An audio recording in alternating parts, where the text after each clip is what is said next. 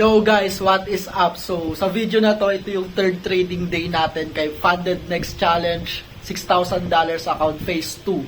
At ayun, today is May 17, 2024, 8:55 p.m. Philippine time. And we have a setup kay USD JPY. We'll share it to you. See you later. Yo guys, hello. So, napili kong per night trade is USD JPY and i-share ko sa inyo yung insights ko sa kanya. So, let's start in 4-hour time frame. Maybe sa daily.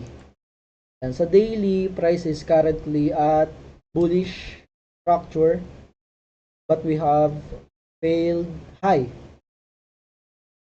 So, yeah. Since nasa bullish structure tayo, kailangan pa rin natin mag-ingat sa pagtitake ng short. So, we need to find right confluence and yes, confirmations also. So, sa 4 hours, anong meron tayo? 4 hours, we are currently at our premium level and the price is, ayan, nasa order block, nasa fair value gap natin siya. And, meron na tayong mga confluence. So, ang kailangan na lang natin hanapin is entry criteria natin. For that, kailangan natin bumaba ng 15 minutes time frame. So, sa 15 minutes time frame, ano bang nakikita natin dito? We've noticed that the price has already creates break of structure. However, malakas yung sumunod na candle ng bullish. But we need to wait 54 seconds, then we can take short position, I think, para magkaroon tayo ng fair value gap. But yeah, malakas yung buying momentum natin. So, pag tinake nating trade, yung trade na to, iaasa na lang natin yan sa probability. So, let's see kung makikita natin yon. And sa 3 minutes, siguro ako maghanap ng, or 5 minutes.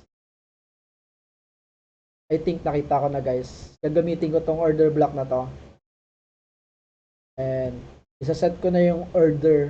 See you later and update ko kayo sa mangyayari sa kanya.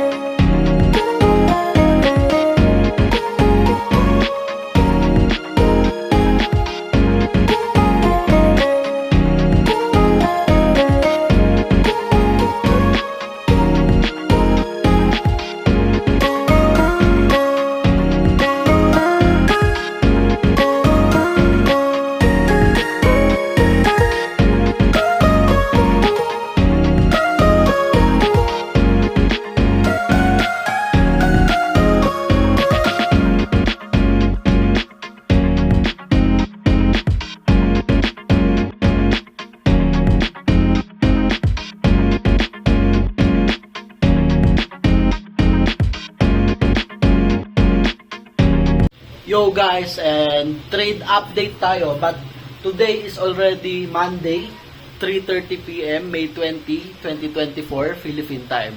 And yes, trade update tayo. Let's go. Pasingit lang guys. Bakit ko nga ba nire-recommend si Funded Next? Sa pagiging bias, yes, affiliated ako sa kanya, pero meron kasi siyang magagandang features, no? Kagaya nito, meron tayong swap free, meron tayong swap account. And we have 4 types of evaluation challenge. I mean, 4 types of challenge. We have Stellar, Evaluation, Express, and Stellar Lite. So, yung Stellar Lite is good yan if you only have low budget. So, it starts with $32. Gagamitan mo pa ng 5% coupon, no? So, magkano na lang yan? And pagdating sa Stellar Challenge, ito yung paborito ko kasi 2-step siya but no time limit. However, no time limit din naman si Stellar Lite. But yeah, favorite ko si Stellar Challenge, and currently I am using this $6,000 account. Then meron tayong refund pag napasa natin. May refund, tapos meron pa tayong bonus sa challenge phase. Pero yung pinaka nagustuhan ko kay Funded Next is ito, 24 hours guaranteed payout. Meaning to say, pag hindi ka sa kanila naka-payout within 24 hours or hindi nila na-approve yung withdrawal mo, they will add extra $1,000, no? And which is napakalaki niyan, or yeah, malaki naman talaga siya. Pag na-late lang sila ng 24 hours, mag-add sila ng $1,000. And yes, ayun lang. If you want to take funding challenge, go with Funded Next. And madami tayong mga funding, mga prop firms, but mas gusto ko talaga si Funded Next sa kanila kasi wala, naging comfortable na ako. Tapos, yun, kung gusto nyo mag-register, may link ako, lalagay ko dyan sa description. Then, gamitin nyo na lang yung code ko, LuisFN. Nasa description din yan. And yun lang guys, let's go back to our trade updates. Yo guys, ayun, trade update, and yun, ayun na, malalaman na natin. Update sa trade is yes, nanalo tayo and napasa na natin si Phase 2 Funded Next Challenge. So, ano ba nangyari sa trade na yon? As you can see, nag-set tayo ng limit order, di ba? Ayan, sumaglit lang yung price, sobrang saglit lang. Ito, sobrang saglit lang, then after, boom, dire-diretso nang bumaba. And ang ganda lang ng trade kasi it is all based sa plan natin. Nagganap tayo ng tamang entry criteria, naghintay tayo ng mga confluence na gusto natin. That is why nagsasucceed yung mga trade natin kasi sinusunod natin yung trading plan natin. And yon guys, let's go to our journaling.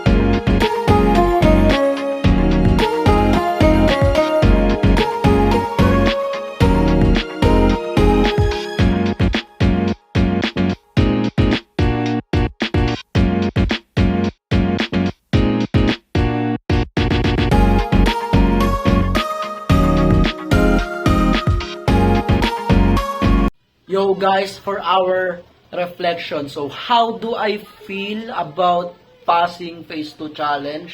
And yes, for me, I feel very blessed and grateful kasi napasa natin siya with just 3 trades and 3 trading days, which can lessen our stress, no? And actually guys, yung last trade natin is napakaganda eh. Tuwan-tuwa ako sa kanya kasi ayun yung ideal trades ng lahat. Yung pagkapasok sa entry, ayan, pasok na, diba? Tapos biglang, yung buong bulusok sa TP. Ay yung mga magagandang trade na gustong-gusto natin. And yes guys, napakadali lang naman kasi talaga ng funding challenge. Ang mahirap talaga is yung kailangan nating sunod na gawin. So, what do we need to do next? We need to stay in the game and get that profit. So, in order to do that for me, I need to be more consistent and I need to be more strict in my rules. Also, I need more patience and discipline, guys. Kasi we don't need any emotions there. Kasi yung emotion yung nagli-lead sa atin na mag-trade illogical, which can make us also trade blindly.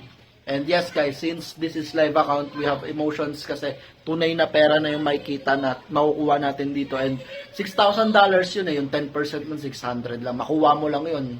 Parang pwede kan sahod na yun sa isang buwan dito sa atin, no? Minimum wage. And also yun guys, may profit split naman sila doon. Pero yun, I will update you and let's get that payout sa live account. And guys, see you sa payout natin.